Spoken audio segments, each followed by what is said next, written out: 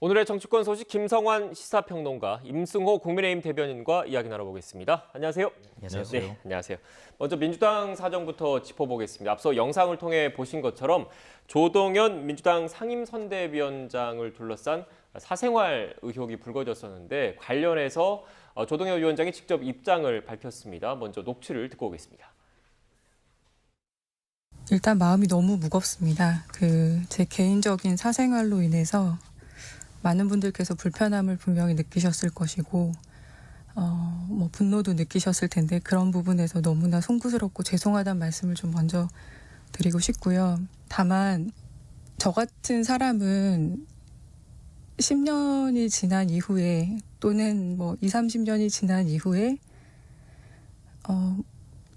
아이들에게 조금 더 당당하게 일하는 엄마의 모습을 다시금 보여줄 수 있는 기회를 허락받지 못하는 것인지 저 같은 사람은 그 시간을 보내고도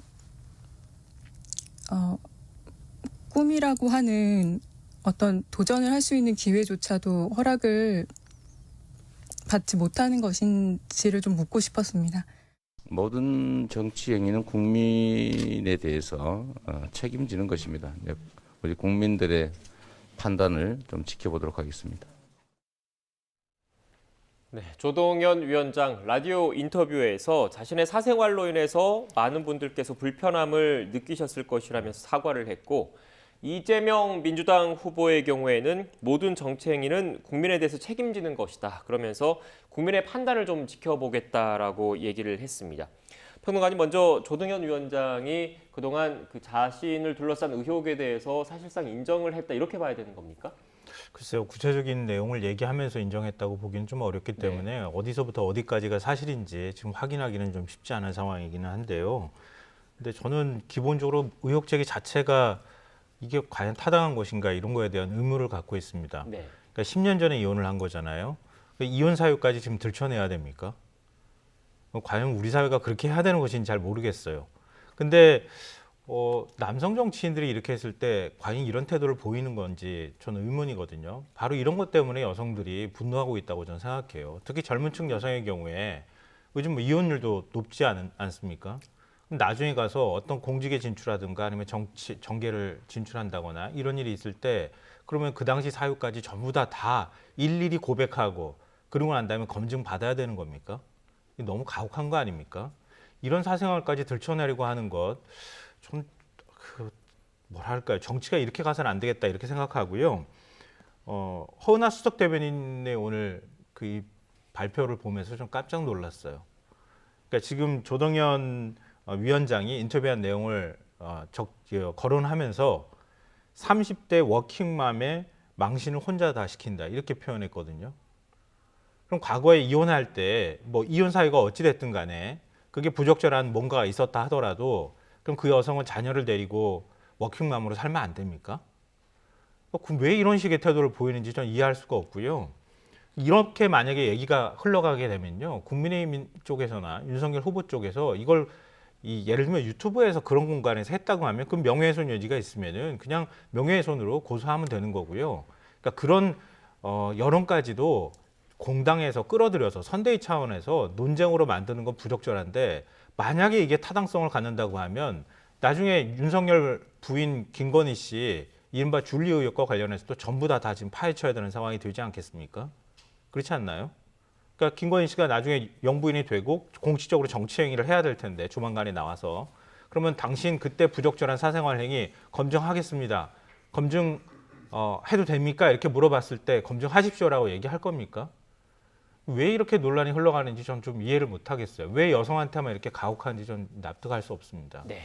개인의 사생활을 지나치게 끄집어내서 이렇게 검증을 하는 게 과연 적절한지에 대해서 근본적으로 지금 그 비판적인 시각을 말씀해 주셨는데, 대변인께서는 어떻게 생각하십니까? 우선 남성 여성의 문제로 가다 보면은 문제의 본질이 흐려질 수 있기 때문에 저는 이 문제를 계기로 조금은 어떤 후보자나 후보자의 가족에 대한 검증 기준에 있어서 사회적으로 한번 합의가 되는 기준이 됐으면 좋겠다. 말씀하신 것처럼 윤석열 후보의 배우자 같은 경우에도 똑같은 기준을 적용할 것이냐라고 했을 때 우리 사회가 좀 일정한 기준을 가져갈 수 있는 합의가 되는 그런 시발점이 됐으면 좋겠고 뭐 혼외자 의혹에 대해서 뭐 사실 여부에 대해서는 공식적으로 밝히진 않았지만 분명히 국민 감정과는 조금 유리돼 있는 부분도 사실인 것 같습니다. 뭐 이것에 대해서 과연 공당에서 논하는 것이 옳은가에 대해서는 조금 다른 부분인 것 같고 다만 뭐 민주당 입장에서는 이재명 후보도 국민들의 판단을 좀 지켜봐야 한다는 워딩을 쓴 것을 보면 이 문제가 덮고 갈 문제는 아니라는 판단을 하고 있는 것 같습니다. 그렇기 때문에 민주당 입장에서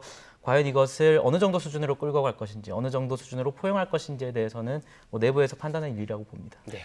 지금 저희도 어떻게 보면 개인의 사생활과 관련된 부분이어서 조심스럽게 지금 접근을 하고 있고 관련해서 어떻게 보면 좀 자제를 하는 측면이 좀 있었는데 일단 이렇게 질문을 던지는 이유가 조동현 위원장이 입장을 밝혔고 또 관련해서 이재명 후보를 비롯해서 민주당 일각에서 입장이 나온 게 있어서 이 부분에 대해서 제가 질문을 드린다는 점 참고로 시청자 여러분께도 말씀을 드리고요. 근데 그 부분과 관련해서 제가 드릴 말씀이 있는데요. 오늘 보수신문이 조동현 후보자의 법원 판결문까지 네. 지금 보도를 했어요. 그러니까 사생활 논란과 관련해서 또 이제 그 혼외자 논란과 관련한 법원 판결문이 또 있더라고요. 그러니까 이게 과연 맞는 태도인지 잘 모르겠어요. 저는 그러니까 예를 들면은 공직에 있었어요. 공직에 있었는데 그 공직에 있는 가운데 정치인 자격으로 있는 가운데 예를 들어서 사생활 문제가 생겼어요. 검증 대상이 될 수 있겠죠. 그거는 왜냐하면 도덕성에 관한 문제하고 연결이 되는 거니까. 근데 10년 전에 그냥 군인이었어요. 평범한. 그러니까 그 가운데 복잡하게 가족사가 얽혀있었다고 치죠. 뭐 개인 간에 저도 마찬가지지만 모든 사람들이 살다 보면 뜻하지 않은 여러 가지 일들은 있을 수 있으니까요. 근데 그것까지 검증 대상으로 삼아야 할 것인가? 이건 우리 사회의 기준에 관한 문제가 아니고요. 이미 기준이 돼 있는 겁니다. 이렇게까지 지나치게 하는 것은 이건 부당하다고 아마 젊은 층도 다 생각하고 있을 거예요. 근데 이걸 아무리 이로영이 민사를 하더라도 이렇게까지 과거 문제까지 전부 끄집어내가지고 일종의 망신주기식으로 의혹 제기를 하는 건 전 정말 바람직하지 않은 일이라고 생각합니다. 이렇게 할 경우에는 정치가 어떻게 되겠습니까? 앞으로 정치인들은 그러면은 젊은 시절부터 시작해서 결혼을 할 때부터 젊은 시절의 사생활도 그렇고 그때부터 나는 나중에 정치인이 될 거야. 사생활 관리해야 돼. 이렇게 살아야 되는 겁니까? 그건 아니잖아요. 그러니까 그렇게 하는 것 자체가 오히려 정치의 수준을 떨어뜨리는 일이라고 생각합니다. 네, 알겠습니다. 일단 이재명 후보를 비롯해서 백혜련 총괄단장도 국민 정서를 고려할 수밖에 없지 않나 이런 취지의 발언을 했는데 이건 어떤 의미라고 받아들여야겠습니까? 뭐 아무래도 앞서 말씀드렸다시피 평론가님께서는 이런 수준의 검증은 과하다라고 말씀을 하시지만 공당의 입장에서는 어쨌든 이것을 가지고 과연 민주당이 선거를 계속 끌고 가야 되냐라는 판단도 분명히 전략적으로 할 수밖에 없습니다. 평론가님께서 말씀하신 부분도 일부 동의하는 바는 있으나 백혜련 의원도 말을 했듯이 국민 정서는 분명히 고려해야 될 부분이 있고 저희는 민주당이 판단할 문제이기 때문에 이 부분에 대해서 저희 당 차원에서 어떤 논평을 낸다거나 지속적으로 언급한다는 것은 조금은 아직 조심스러운 입장이고 본인의 어떤 판단과 또 민주당의 판단을 저희는 기다리고 있는 입장입니다. 네, 지금 임승호 대변인 발언 취지도 전반적으로 좀 조심스러운 측면이라고 말씀을 해주시는데 지금 이 논란 자체가 결국 개인의 이 내밀한 사생활을 지나치게 끄집어내서 어떻게 보면 평론가님 말씀하신 대로 망신주기 형식으로 하는 게 과연 올바른 정치인지에 대한 논란의 지점이 하나가 있는 거고 또 이것과 관련해서 또 문제를 제기하시는 분들은 민주당 대선 후보 선대위의 상임선대위원장이라는 공적인 영역, 공직을 맡게 됐기 때문에 어느 정도 검증이 필요한 것 아니야 이렇게 또 주장하시는 분들이 있는 상황이어서 이것 관련된 좀 논란이 좀 이어지고 있는 것 같은데 평론가님 말씀하신 대로 관련해서 좀 사회적인 합의, 좀 고민도 좀 필요한 부분이 좀 있는 것 같습니다. 근데 정치가 원래 기준이라는 건 없는 거잖아요. 네. 기준을 만들어가는 것이 정치이기도 하고요. 또 절대적 기준이 또 없는 것이기도 합니다. 근데 최소한 남에 대해서 비난하려면 나도 그 기준이 돌아올 거라는 것 정도는 생각해야 된다고 말씀드리고 싶고요. 네. 그래서 제가 아까 이른바 줄리 의혹을 말씀드렸던 거고 지금 국민의힘에서 사실 공개적으로는 얘기 안 하고 있다고 하지만 이미 공개적으로 얘기를 하기 시작했고요. 어제 김병준 상임선대위원장의 경우에는 예쁜 브로치에 비유했다가 나중에 가서 남자도 브로치를 단다 이런 식의 아주 궁색한 변명을 내놓지 않았습니까? 그러니까 그런 식으로 자꾸 접근하고 있다는 거예요. 근데 이건 본질적으로 조동현 후보자의 의혹 제기와 관련해서 그 의혹 제기를 해도 되는, 그 의혹을 검증할 대상이 되는가 안 되는가의 문제를 떠나서 지금에 있어서 이런 문제를 대하는 태도 자체도 잘못되어 있다는 거예요. 그러니까 그걸 검증하는 것은 뭐 민주당하고 얘기를 해서 검증을 하던가 민주당이 스스로 검증하거나 본인 스스로가 얘기하면서 검증하는 방식도 있겠지만 그걸 바라보는 시각 자체가 삐뚤어져 있다는 거예요. 예쁜 브로치에 비유하면서 지금 영입 인사가 전문성을 갖고 영입했다고 하는데 여성인데 마치 무슨 꾸며가지고 이번에 영입을 뭔가를 꾸미는 대상으로서 영입을 한 것처럼 그렇게 성차별적인 발언을 한다거나 그걸 또 궁색하게 또 해명하는 모습을 보인다거나 이렇게 하면 이게 진짜 걱정돼서 하는 말이지만 2030 세대 표심을 지금 잡겠다고 다 얘기하잖아요. 청년층 공약 내놓고 있는데 청년층이 좋아하겠습니까? 청년층이 이 모습을 어떻게 바라볼지에 대해서 좀 생각하면서 대응을 했으면 좋겠어요. 네. 어떻게 보십니까? 이 지적에 대해서? 뭐 그런 부분도 수용할 필요는 있겠지만 뭐 김병준 위원장의 발언 같은 경우에는 분명히 조금 국민들로부터 공감을 받지 못한 측면도 있을 것 같습니다. 하지만 뭐 남성 여성의 문제라기보다는 성별을 떠나서 신인 정치인을 기용하는 과정에서 어떤 대선 후보의 도구로 사용할 수 있다라고 해석될 수 있는 여지가 있기 때문에 뭐 이 부분에 대해서는 뭐 김병준 위원장의 입장이 있지 않을까라는 기대는 하고 있고요. 아무래도 뭐 조동현 위원장과 관련한 어떤 논란과 관련해서는 제가 지속적으로 말씀드렸다시피 뭐 사생활의 문제이기 때문에 조심스러운 측면도 있고 뭐 민주당 입장에서는 또 국민 정서를 고려한다고 백혜련 의원 본인도 밝힌 바가 있기 때문에 내부에서 판단하지 않을까라는 입장입니다. 네, 알겠습니다. 두 분 말씀하셨던 것처럼 개인 사생활과 관련된 부분이어서 저희도 좀 조심스럽게 지금 이야기를 나누고 있는데 민주당이 뭐 국민의 그런 정서를 좀 판단을 하겠다, 고려해 보겠다고 하니까 어떻게 결론이 날지는 좀 지켜보는 걸로 하고 주제를 좀 바꿔 보겠습니다. 일단 그 선대위 관련해서 조동현 위원장 외에 다른 그 영입 인사를 놓고도 좀 논란이 불거지고 있는데 청년 인선을 어제 발표를 했지 않습니까? 이 발표한 인물 가운데 김윤희 뉴로 어소시에이츠 대표라는 분이 바로 전날까지 국민의힘 합류를 추진했다고 그러던데 사실입니까?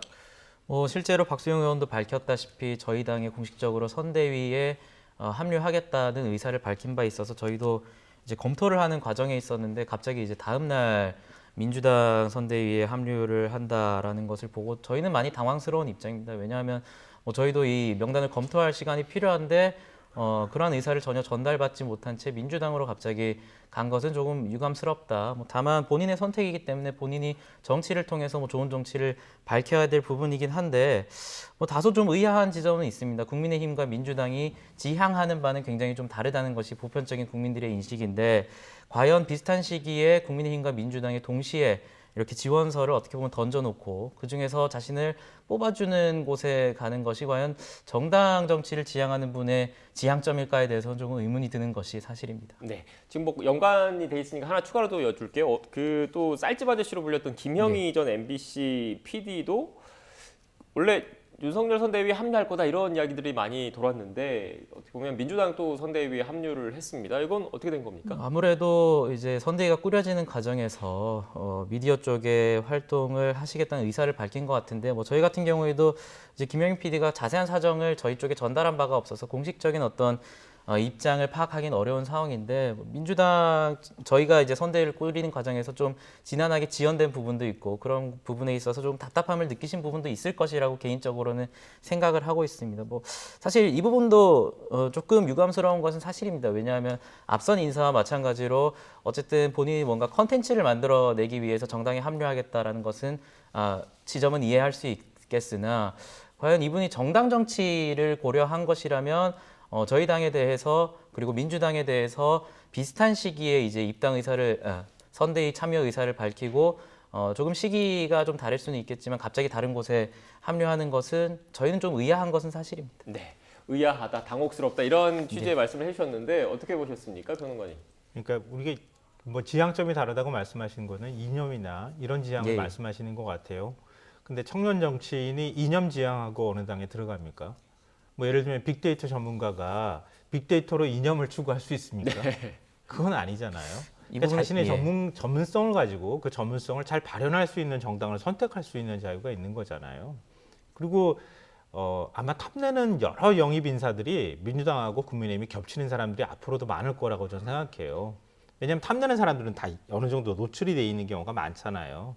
또 그런 사람들을 영입함으로써 효과를 극대화해야 되겠다고 생각한다면 국민들이 어느 정도는 알만한 사람이어야 하고 그 정도 스펙을 갖춰야 하는 그런 요건들이 있는 거 아닙니까? 근데 그렇게 하다 보면 자연스럽게 양쪽에서 접촉을 하고 양쪽에서 타진하는 이런 일들이 벌어질 거라는 거예요. 그러니까 김영희 전 PD도 역시 마찬가지일 거라고 저는 생각하거든요. 그러니까 지금 이제 김윤희 대표도 역시 또 마찬가지라고 보고요. 근데 그런 거에서 국민의힘이 뺏긴 거예요, 인사를.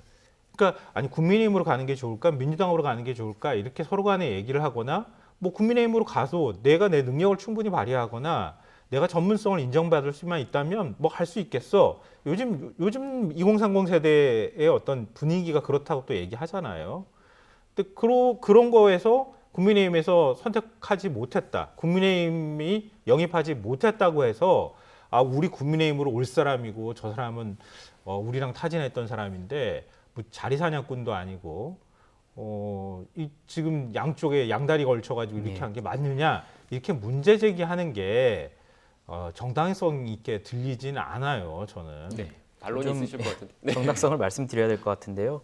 이 부분 같은 경우에 만약 일반 회사였다면 당연히 자신의 꿈을 펼치기 위해서 선택하는 것이 맞을 겁니다. 하지만 이분들 같은 경우는 지금 정당이 선대위입니다. 선대위라고 한다면 윤석열 선대위라고 한다면 본인이 합류를 한다면 윤석열 후보를 대통령으로 만들고 싶다라는 기본적인 동의가 있었을 것이고 이재명 선대위라고 한다면 이재명 후보를 대통령으로 만들고 싶다라는 기본적인 동의 하에 거기에 들어가는 것이죠. 물론 청년층이 뭐 이념에 갇히지 않는다라는 거 있겠지만 정당 정치인을 하고 싶다면 기본적으로 국민의힘과 민주당이 이념에 동의하는 분이 선대위를 돕는 게 저는 맞다고 봅니다. 그것은 정당 정치인의 뭐 청년, 중장년층 상관없이 당연한 이야기고요. 왜 전날에는 윤석열 후보를 대통령으로 만들고 싶었다가 갑자기 다음날 이재명 후보를 대통령으로 만들고 싶다라는 주장으로 보일 수 있는데 이 부분에 대해서 뭐 마치 자유롭게 선택할 수 있다라는 것은 조금 정당 정치인으로서는 부적절하다고 봅니다. 아니 뭐 그렇게 따지면은 윤석열 후보가 마음에 안 든 거죠. 네. 그렇지 않나요? 그게 하루 만에 바뀌었다는 점이 과연 국민들이 얼마나 공감할 수 있을지 좀 판단해 주시기 바랍니다. 네, 알겠습니다. 일단 뭐 최종 선택은 본인들의 몫이니까 본인들이 또 어떤 그 생각을 갖고 민주당 선대로 들어갔는지는 저희가 알 수 없는 부분이어서요. 요 논란과 관련해서 이 정도 정리를 좀 하고 국민의힘 이야기를 좀 해보겠습니다. 일단 대변인께서는 그 이준석 대표랑 좀 친분이 좀 각별한 사이시죠?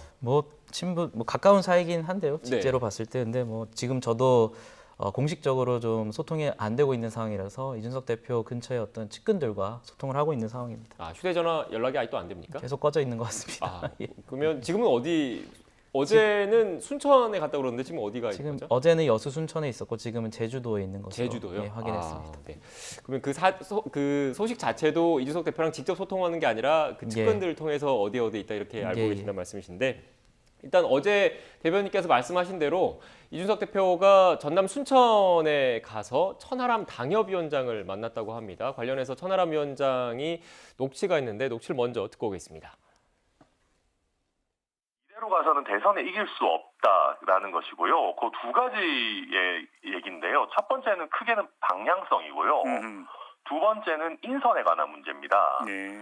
그러니까 방향성이라는 게 쉽게 얘기하면 지금 아무 제대로 된 타겟팅이나 어떤 컨셉 없이 좋은 게 좋은 거다라는 식의 그러니까 모든 토끼를 잡겠다라는 식의 안철수식의 선거전을 하고 있다. 그러니까 예를 들어서 2030 남성은 이준석이 붙잡고 있으니까 뭐 이수정 교수를 데려오면 2030 여성도 잡을 수 있겠지.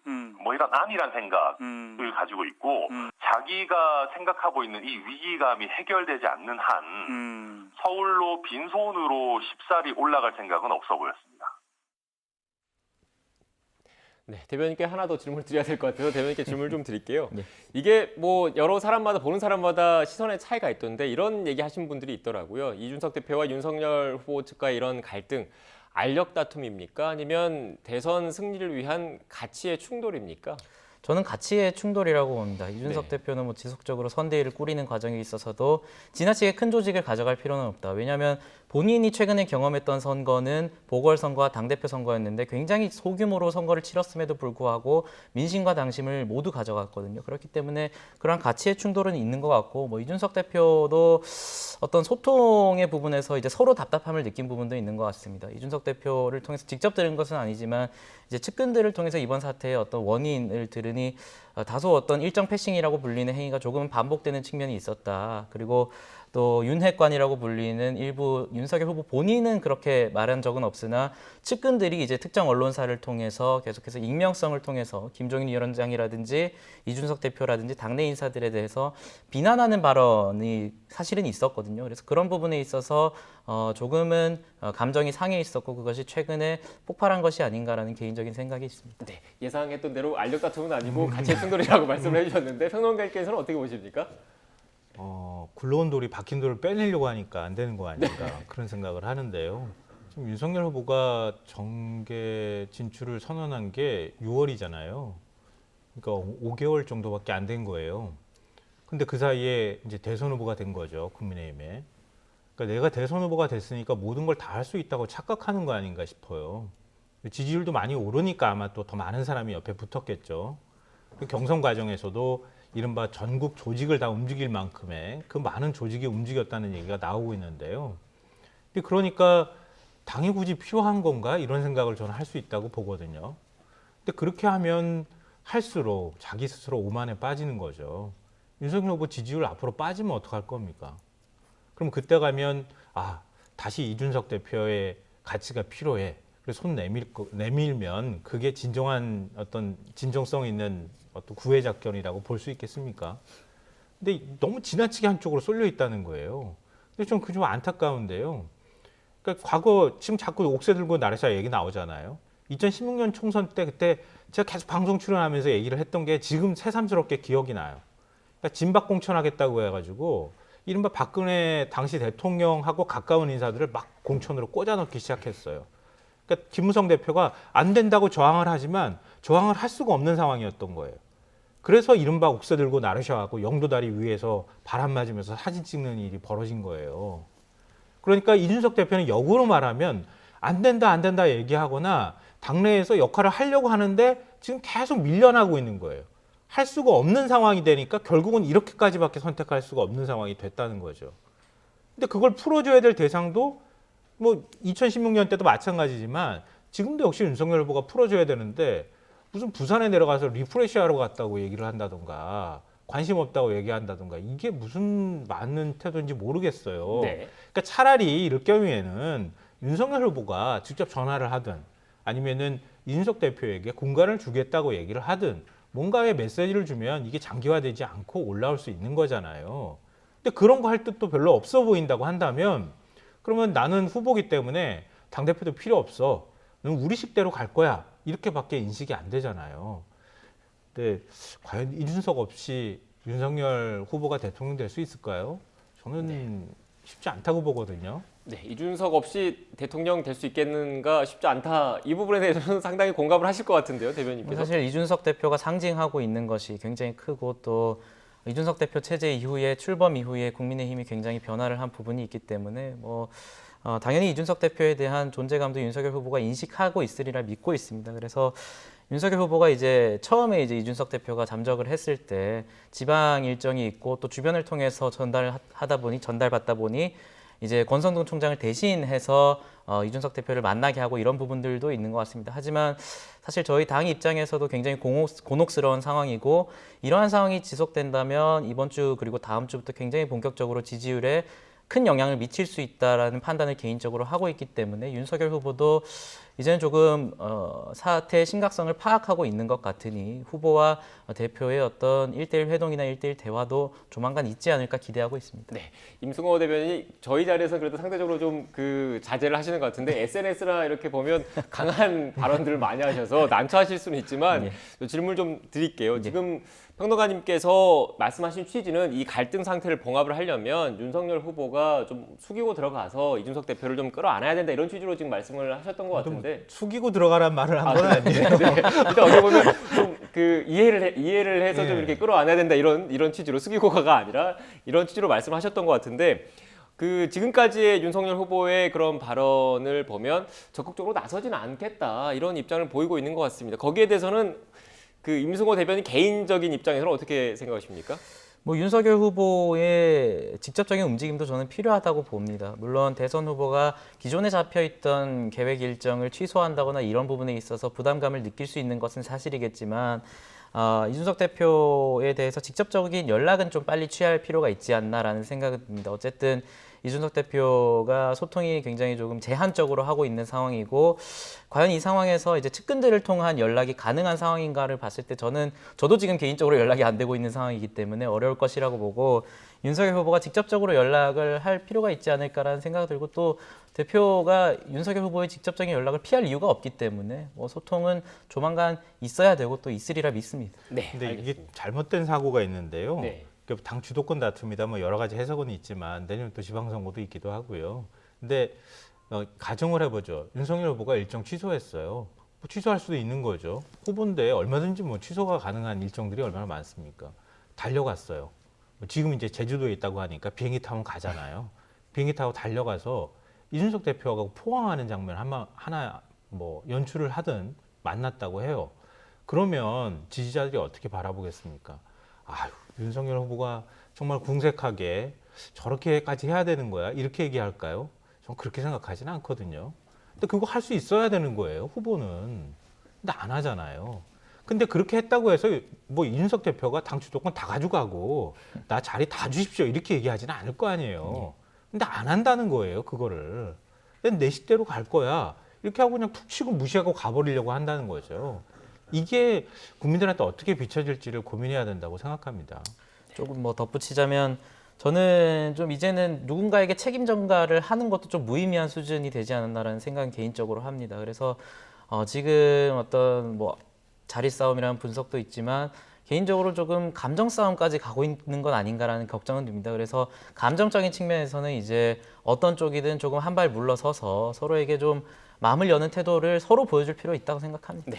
지금 제가 뭐 이 자리에서 그 윤석열 후보 측 뭐 물론 국민의힘 후보긴 하지만 윤석열 후보와 가까운 쪽에 그 분들의 이런 입장을 제가 얘기를 안 할 수는 없을 것 같아서 말씀을 좀 드리면 윤 후보 쪽에서는 또 이 생각도 할 수 있을 것 같아요. 국민의힘의 대선 후보가 선출이 된 이상 그 국민의힘 당헌의 당무 우선권이 대선 후보에게 있지 않습니까? 그리고 대선이라는 것 자체가 대통령 후보가 주인공이기 때문에 대통령 후보의 그런 의중에 따라서 일사불란하게 좀 원팀이 되는 게 중요한데 이런 내부 갈등 상황이 표출되는 게 과연 적절한 것인지에 대한 지적을 또 할 수 있을 것 같다는 점을 참고로 지금 이 자리에 안 계시기 때문에 제가 말씀을 좀 드려야 될 것 같고요. 여론조사 결과를 한번 보면서 좀 그 전략과 관련된 이야기를 좀 나눠보겠습니다. 네, 차기 대선 후보 지지도입니다. 채널A 조사에서는 물론 오차 범위 안에 있긴 하지만 이재명 후보가 윤석열 후보를 앞선 결과가 나왔습니다. 그런데 또 다른 조사 결과가 바로 또 나왔거든요. 좀 보여주시겠습니까? 네, 이건 조선일보와 TV조선이 의뢰한 조사인데 이 조사를 놓고 보면 윤석열 후보가 또 이렇게 앞서 있는 결과가 나와 있습니다. 결국 지금 현재까지 좀 추이를 보면 어느 특정 후보가 절대적으로 강세에 있다 이렇게 우열을 좀 가리기 좀 힘든 측면이 있는데 앞서 지금 그 임성호 대변인께서 가치의 충돌, 뭐 이런 전략의 충돌, 선거 승리를 위한 전략의 충돌 이런 취지로 말씀을 해주셔서 여쭤보면 윤석열 후보를 비롯한 윤석열 후보 가까운 분들의 전략은 영남 지역에서 이른바 그 몰표, 압도적인 승리를 하고 수도권에서 선전을 하고 뭐 이런 전략을 좀 갖고 있는 측면이 있지 않나. 반면에 이준석 대표는 이른바 2030 젊은 세대 그리고 호남에서도 나름의 선전을 해야 된다. 이런 전략을 갖고 있는데 이런 전략이 서로 상충하다 보니까 뭐 선대위 인선이라든지 여러 측면에서 좀 갈등이 불거지고 이런 지금의 이런 상황까지 좀 이어진 것 아니냐 이런 분석을 하신 분들도 있더라고요. 어떻게 보십니까?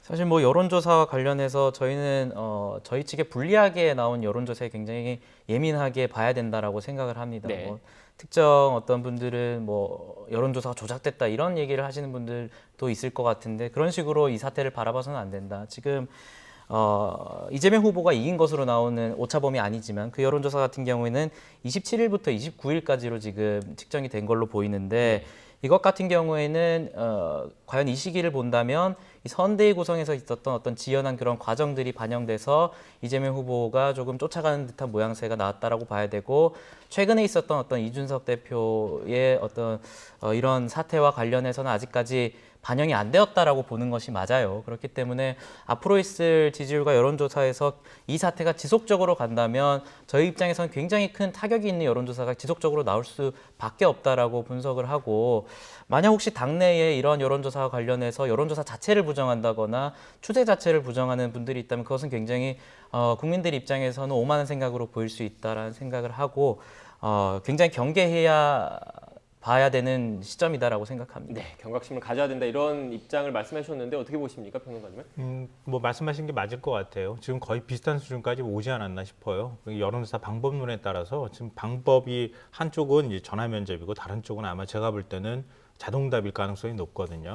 거기에 따라서 좀 차이가 발생하는 것이다 이렇게 보이는데, 하여튼 추세는 그동안에 그러니까 윤석열 후보가 많이 앞서가다가 지금 앞서갔던 게 어느 정도 이렇게 쭉 내려오면서 이재명 후보가 거의 비슷한 수준까지 와 있다 이렇게 생각할 수 있거든요. 그러니까 이제 시작인 거예요. 어찌 보면 또 앞으로 여러 차례 이런 일들을 또 경험할 수도 있을 것 같은데요. 문제는 이제 태도에 관한 문제로 본다는 거예요. 그러니까 일반적으로 우리는 그러니까 진보하고 보수 진영은 절대 그 정당 일체감이 굉장히 강하기 때문에 확고하게 지지 후보를 안 바꾸는 층이 있어요. 근데 그 사이에서 어떤 후보가 좋을지 이 후보를 찍으려고 생각했다가 나중에 가서 실제 투표장에서 마음을 바꾸는 층이 있단 말이에요. 그런 층의 경우에는 선거 캠페인이나 선거 과정에서 어떤 모습을 보이는가를 굉장히 중요하게 바라본다는 거죠. TV 토론도 역시 마찬가지고요. 근데 지금 선대위 구성 과정에서 민주당은 좀 삐걱거리는 모습이 나타났다가 지금 어느 정도 일사불란함도 찾아가고 외부 영입 인사들도 속속 발표하는 이런 모습 보이잖아요. 근데 국민의힘의 경우에도 지금 이제 선대위 구성 한 달 돼가는 거예요. 그러니까 이런 잡음을 계속 끌고 가게 되면 계속 여기에 대한 피로감을 느끼게 된다는 거죠. 그러니까 제대로 선거 캠페인을 못 하는 거예요. 근데 앞서 말씀하신 것처럼 이번 선거에서 세대 변수가 제일 크다 이렇게 얘기도 하지만 지역 변수도 사실 만만치는 않거든요. 그러니까 세대와 지역을 동시에 같이 잡아야 하는 선거인 거죠. 쉽게 얘기하면. 그러면 이준석도 필요하고 뭐 영남을 겨냥한 윤석열 후보의 생각도 필요한 거죠. 근데 내 생각만 옳다 이렇게 지금 보인다는 거잖아요. 그래서 선대위 구성 과정에서도 지금 그 생각이 그대로 투영이 되고 있는 것이고, 그러니까 이준석 대표가 이전에 얘기한 것처럼 후보가 당을 주도하는 거라고 하면, 주도하는 게 맞다고 하면 책임도 윤석열 후보가 져야 되는 거죠. 그러니까 이준석 대표를 앞서도 말씀드렸던 것처럼 윤석열 후보가 가서 손을 내밀고 하는 것도 결국 윤석열 후보를 위해서 하는 거예요. 그러니까 자기가 책임지는 자리에 있다고 하면 이런 상황을 방치하면 안 되는 거죠. 근데 지금 이 상황을 방치하는 모습을 보인다는 거죠. 그리고 뭐 그런 거 떠나서 윤석열 후보의 그동안에 쌓아왔던 이미지가 뭡니까? 큰형 이미지 같은 거 아니에요? 그러니까 형처럼 이렇게 좀 품어주면 안 되는 겁니까? 네.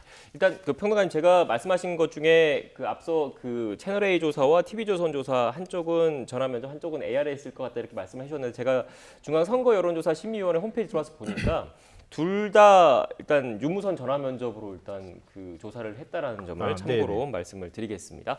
관련돼서 어떻게 생각하십니까? 평론가님의 지적도 분명히 받아들일 필요가 있고요. 저희 당 입장에서는 굉장히 좀 어떻게 보면 앞으로 있을 대선에 있어 중요 지점에 다다랐다라고 봅니다. 이게 어제 골든 크로스가 만약에 이루어진다면 그것은 이제 추격하는 입장에서 굉장히 좀 좋은 신호가 되고 다시 역전당한 입장에서는 굉장히 따라가기 힘든 국면이 펼쳐질 수도 있기 때문에 저는 아직까지 비슷한 수준까지는 왔을 수 있으나 골든 크로스가 됐다고 보지는 않는데, 어쨌든 추세라는 것은 분명히 이재명 후보가 쫓아오는 측면을 부정할 수는 없기 때문에 이 부분에 대해서 절대 안이하게 생각하면 안 되고, 저희 당내의 쇄신과 혁신에 대해서 당 구성원, 저를 포함한 당 구성원 전체가 반성해야 될 일이라 생각합니다. 네. 알겠습니다. 앞서 말씀하셨던 것처럼 여론조사라는 게 여론조사 방법, 문항, 그리고 표본 추출 방법에 따라서 숫자, 그리고 이게 좀 오락가락하고 있기 때문에 절대적으로 일희일비할 필요는 없겠지만 두 분 다 공히 공감하시는 거는 특정 여론조사, 특정 방법으로 꾸준히 진행되는 여론조사의 추세에 대해서는 면밀히 봐야 될 필요가 있다는 점을 말씀을 좀 드려야 될 것 같고, 지금 앞서 평론가 대변인께서 말씀하셨던 것처럼 최근에 이런 추세와 관련해서 국민의힘 내부에서도 경각심을 가질 필요가 있다는 지적도 있다는 점까지 참고로 말씀을 드리고요. 오늘 대담은 여기서 마쳐야 될 것 같습니다. 지금까지 김성환 시사평론가, 임승호 국민의힘 대변인과 이야기 나눴습니다. 오늘 말씀 고맙습니다. 감사합니다.